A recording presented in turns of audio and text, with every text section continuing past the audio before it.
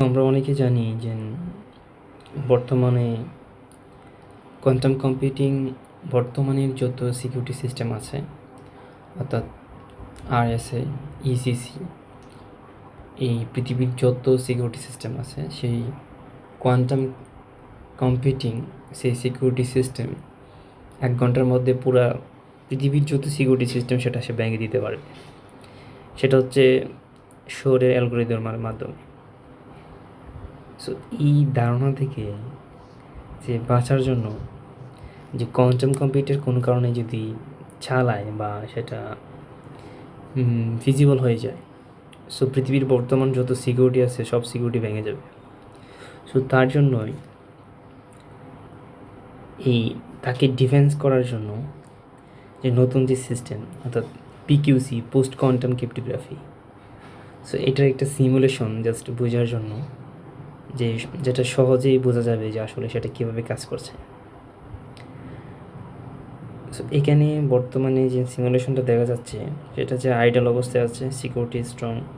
So বর্তমান cryptography আমরা জানি ক্রিপ্টোগ্রাফি সেটা বর্তমানে হচ্ছে কি আগেই বললাম আরএসএ, আর অ্যাটাকার হচ্ছে ক্লাসিক্যাল যে নর্মাল যে সাধারণ অ্যাটাকার।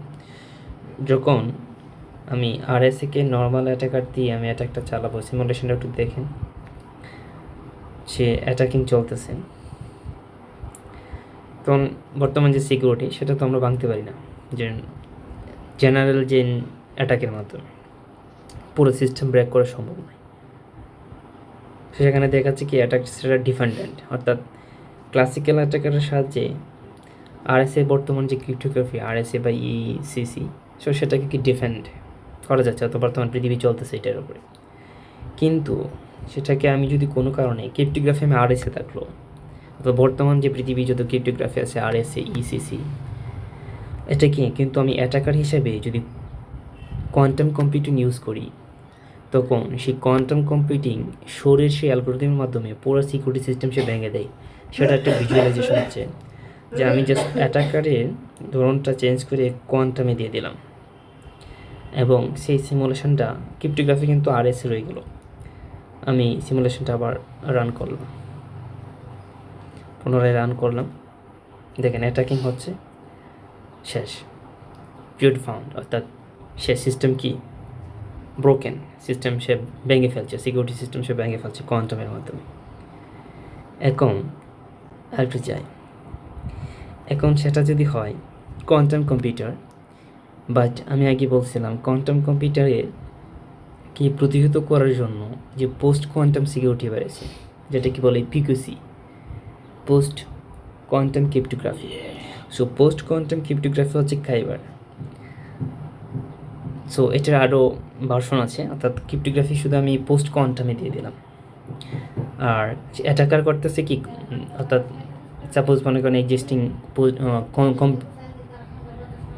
কোয়ান্টাম কম্পিউটিং এক্সিস্ট করতেছে পৃথিবীতে এবং সেটাকে সে অ্যাটাকার করলো, অ্যাটাকার সে কোয়ান্টাম কম্পিউটিং এবং ক্রিপ্টোগ্রাফি সিস্টেম হচ্ছে কি পোস্ট কোয়ান্টাম ক্রিপ্টোগ্রাফি অর্থাৎ খাইবার।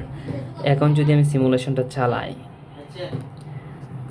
কি দেখা যাচ্ছে অ্যাটাকিং হচ্ছে, কিন্তু আমার ক্রিপ্টোগ্রাফি সিস্টেম হচ্ছে খাইবার অর্থাৎ পিকিউসি, পোস্ট কোয়ান্টাম ক্রিপ্টোগ্রাফি। সে খুঁজতেছে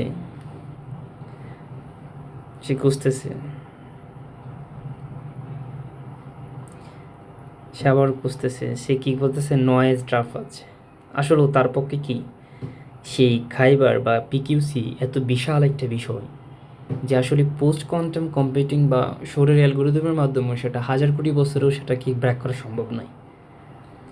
সো সেটা খুবই অ্যাডভান্স, এই পিকিউসি, পোস্ট কোয়ান্টাম কম্পিউটিং এগুলো খুবই সিকিউরিটি লেভেলের ও অ্যাডভান্স বিষয়।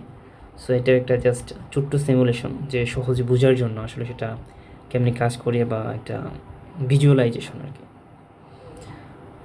সো এই এখন এর মধ্যে যদি আর একটা টেস্ট করি যে অ্যাটাকার যদি কী হয়, আমার অ্যাটাকার যদি আমার ক্লাসিক্যাল হয় কিন্তু ক্রিপ্টোগ্রাফি যদি হয় আমার কি খাইবার, তাহলে তো সেটা ভাঙার কোনো পসিবিলিটি নেই, কারণ ক্লাসিক্যাল অ্যাটাকার তো আমার বর্তমানের যে এক্সিস্টিং যে সিকিউরিটি আছে, যে ক্রিপ্টোগ্রাফি আছে আরএসএ, ইসিসি, সেটাই তো সে ভাঙতে পারে না।